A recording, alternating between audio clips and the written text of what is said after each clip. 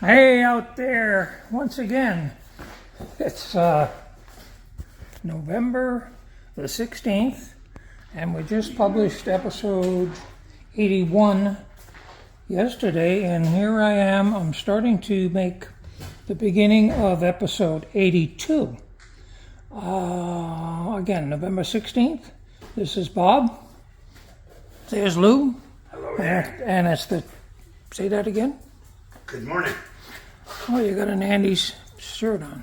Yeah. Anyway, so this would be episode 82, and this would be segment 1. So here's what's happened.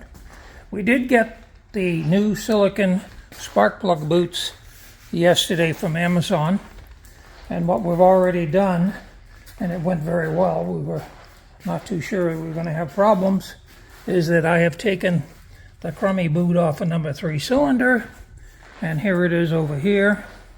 Oh, give me one of the new boots. Oh, yeah. So this is the boot, and if you look at this, there, you can see where the heat destroyed the rubber, and it was spark arcing from there to the header. Now these are the replacement boots,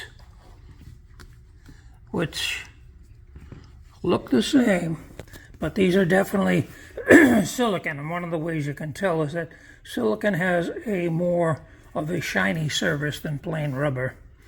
So if I put these next to one another, I don't know if you can see that detail, but this is the silicone one, and it has more of a, not quite a greasy feel to it. Anyway, so what the plan is, having changed that number 3 cylinder to a silicone boot, we're going to stay with that for a while. And upon examination this morning and discussion, we note that 3 and 5 are really close to the headers. 1 and 7 are not, and that's true on the other side. So what we'll probably end up doing is when the rubber deteriorates over here on, I would make a guess, it would be 2, 4, 6, number 6 is really close right here.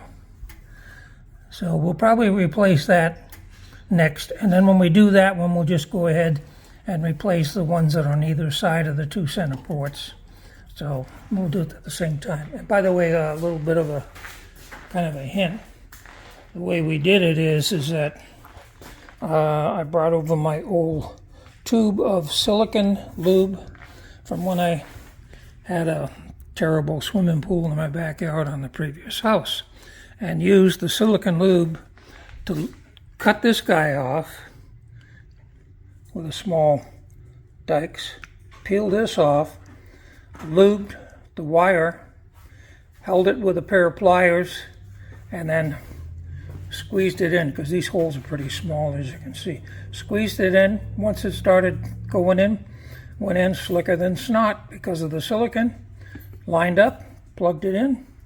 End of problem with number 3 cylinder. Okay, so let's change the subject.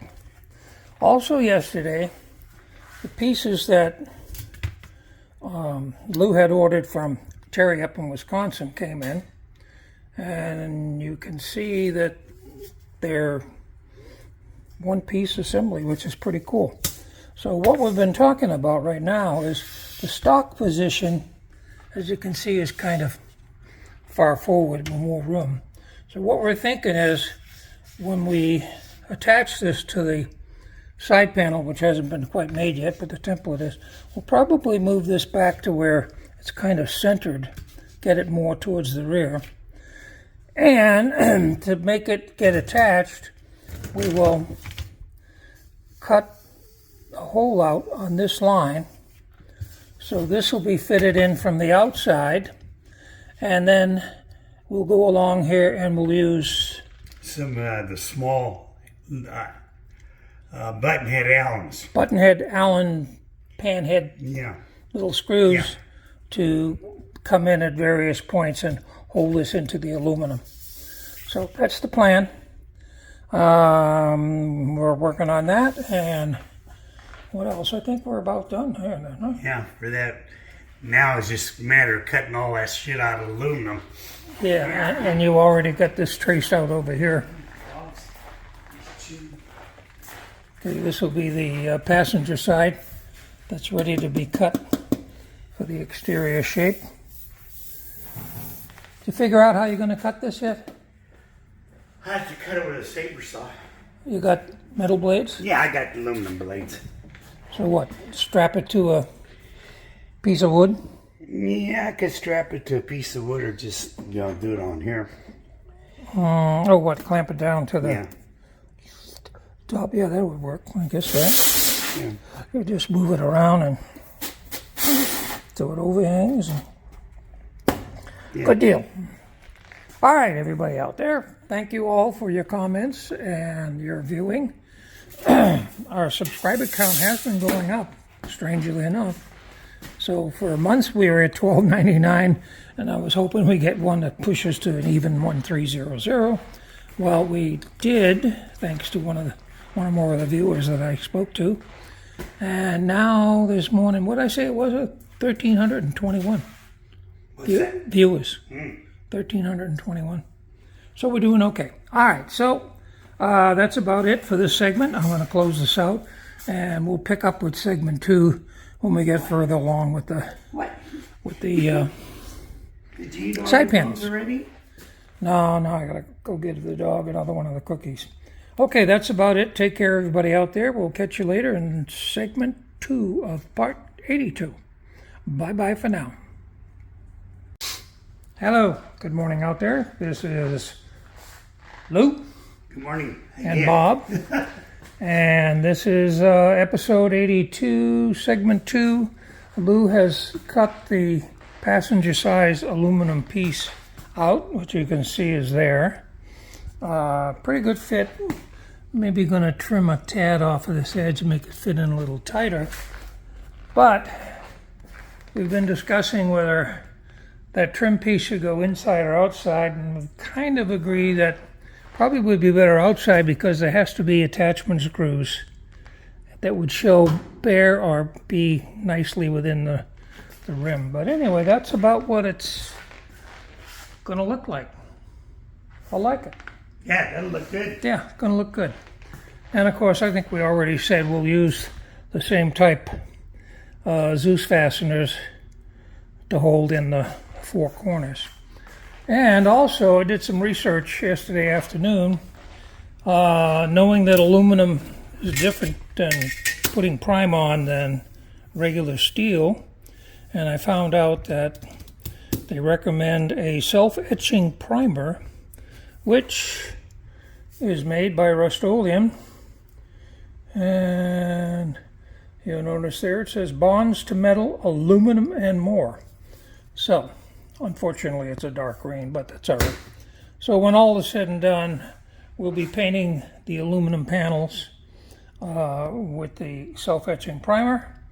And then as far as color matching goes, after we get these parts all made, the side panels will spray it with as close as possible to the many-colored gray primer, right? Oddball colors this son of a bitch has. Yeah, well, yeah. The coat of many colors. Yeah. Okay, so that is it for this. This is just a shorty. It's only a couple of minutes. And I'll add this as segment 2 to part 82 when I get home in a little bit. But yeah, like that.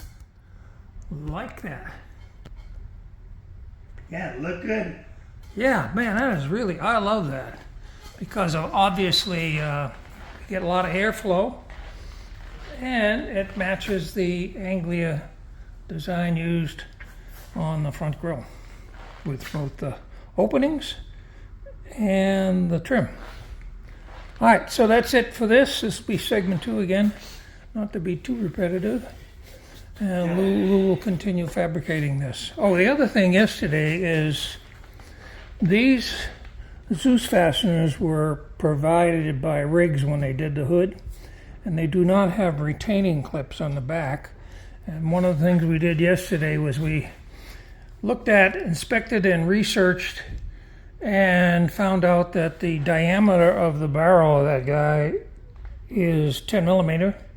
And then we found 10 millimeter beveled clips to push on and hold it. And It'll work. yeah, and guess what? Where were they? Amazon. Yeah. Okay, so those are coming. That'll be retention clips for these.